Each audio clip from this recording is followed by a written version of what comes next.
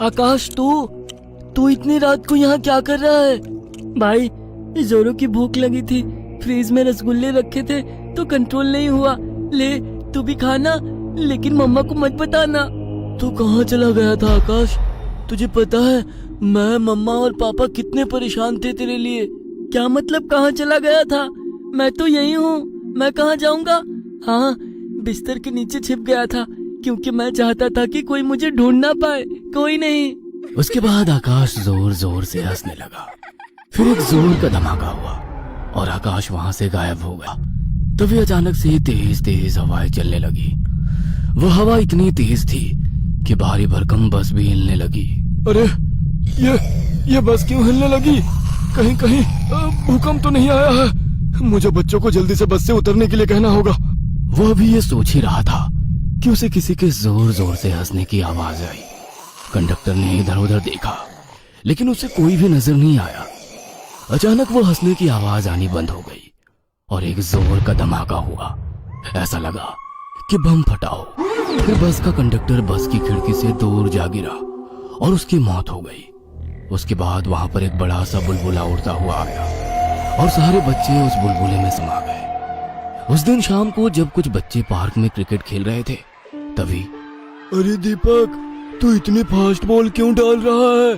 थोड़ा slow ball डाल भाई। क्यों, डर गया क्या? अरे डरूंगा क्यों? तुझे क्या लगता है तेरे मार दिया? वो ये बातें कर ही रहे थे कि वहां तेज तेज हवा चलने लगी। झाड़ी के पास से किसी के जोर जोर से हंसने की आवाजें आने लगी। बच्चे कुछ समझ पाते तभी झाड़ियों के पास तेज धमाका हुआ। फिर वहां एक बड़ा सा बुलबुला आया और सारे बच्चे उसमें समा गए। धीरे धीरे बच्चों के गायब होने का सिलसिला शुरू हो गया। किसी को कुछ समझ में नहीं आ रहा था कि बच्चे आखिर कहां गायब हो रहे हैं। पुलिस वाले के हाथ भी कोई सुराग नहीं लग रहा था। पूरे शहर के लोग डरे हुए थे। बड़े बड़े अफसरों ने मीटिंग कर यही सॉल्यूशन निकाला कि देखिए, हम खुद समझ नहीं पा रहे हैं कि आखिर बच्चे कहां जा रहे हैं। ना तो सीसीटीवी और ना कोई अन्य सुराग हमें अपराधी तक पहुंचने में मदद कर रहा है। तो क्या करें? हम चुपचाप बच्चों को गायब होते देखते रहें और हाथ पर हाथ धरे बैठे रहें? नहीं, ऐसा नहीं है, लेकिन हमें सतर्क रहना होगा।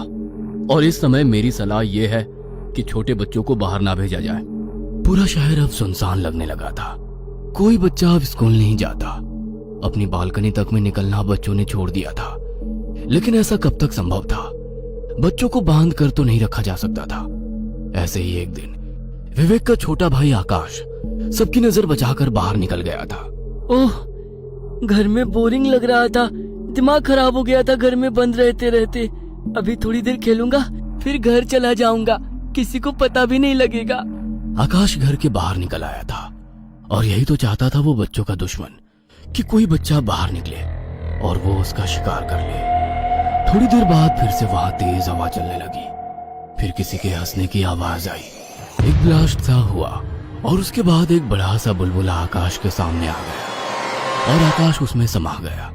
बाद में जब उसके घर वालों को आकाश के गायब होने का पता लगा तो उनके पास पछतावे के अलावा कोई चारा नहीं था।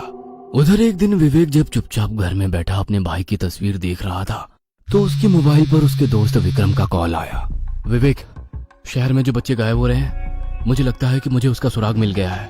अरे वाह, तो चलना पुलिस स्टेशन, उन्हें सारी बात बताते हैं। नहीं विवेक, ये मामला पुलिस का नहीं है, ये कुछ और ही मामला है। तुम मुझसे मिल, फिर तुझे बताता हूँ। अरे पागल है क्या? मैं कैसे बाहर आऊँ? तुझे पता नहीं, कोई भी बच्चा बाहर नहीं निकल रहा है। मेरा भाई आकाश भी तो गायब हो गया है। तुझे अपने भाई के कातिल तक पहुंचना है ना, तो फिर तू आ, कैसे भी आ। विवेक अपने भाई आकाश से बहुत प्यार करता था। वो भी चाहता था कि उसके भाई के बारे में कुछ पता लगे। इसलिए रात को जब उसके मम्मी पापा सोए हुए थे तो वो घर के बाहर निकल आया। उसे बहुत डर भी लग रहा था। तभी उसे लगा कि कोई उसके पीछे पीछे आ रहा है। उसने पीछे मुड़कर देखा तो कोई नहीं था।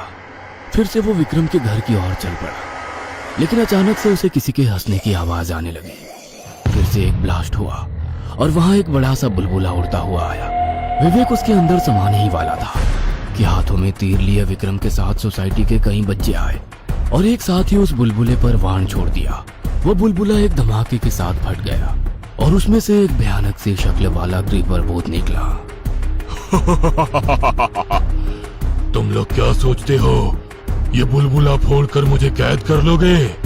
पागल हो तुम लोग। तुम्हें क्रिपर की शक्ति का अंदाजा नहीं है। कुछ देर में तुम लोग भी और बच्चों की तरह मेरी कैद में होगे। दोस्तों, ये एक भूत है जो मोबाइल गेम के कैरेक्टर के अंदर प्रवेश कर गया है। उसके बाद विक्रम ने बच्चों को बताना शुरू किया कि सदियों से कुछ पागल किस्म के लोगों को धरती पर राज करने का सपना रहा है।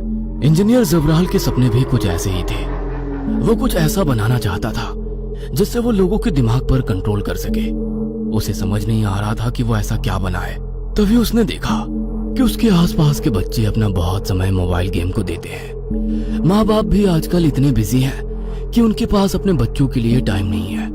वो एक ऐसा मोबाइल गेम बनाने में जुट गया जिससे लोगों के दिमाग पर कंट्रोल कर सके। वह रात दिन इसी काम में लग गया, लेकिन अफसोस एक दिन शॉर्ट सर्किट से उसके घर में आग लग गई। ये उसी में झुलस कर मर गया, लेकिन इसकी आत्मा भटकती रही। फिर एक दिन इसकी आत्मा मोबाइल गेम के कैरेक्टर के अंदर प्रवेश कर गई। तुझे बहुत पता है मेरे बारे में। तू बचेगा नहीं मुझसे। तेरी कमजोरी हमें पता लग गई है और तेरे मंसूबे भी। तू इन बच्चों को अपना गुलाम बनाना चाहता है ना, ताकि हमारे दिमाग पर तू अपना कंट्रोल कर ले और फिर तू जो चाहे वो हम करें। गुलाम बनाना नहीं चाहता, गुलाम बना चुका हूँ तुम बच्चों को, जो सारा दिन मोबाइल गेम में घुसे रहते हो। गेम की तरह सोचते हो, गेम के जैसा बिहेव करते हो, गेम की भाषा बोलते हो। मैंने कंट्रोल कर लिया है तुम सब पर। बच्चे किसी भी देश का फ्यूचर होते हैं। मैं इस फ्यूचर के दिमाग पर कंट्रोल कर लूंगा तो इस दुनिया पर मेरा राज होगा, मेरा। विक्रम मोबाइल गेम का एक्सपर्ट था। जबराल की आत्मा से मुक्ति के लिए उस कैरेक्टर को डिलीट करना था जिस पर जबराल की आत्मा ने कब्जा कर रखा था। विक्रम ने अपने मोबाइल से लाइव करके पूरे शहर को एक साथ उस गेम को अनलोड करने को कहा। साथ ही उस गेम को भी डिस्ट्रॉय करने के लिए साइबर इंजीनियरों की मदद ली।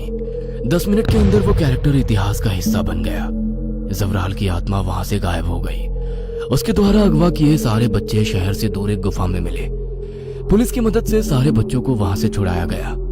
राजनगर में अब कोई भी मोबाइल गेम नहीं खेलता।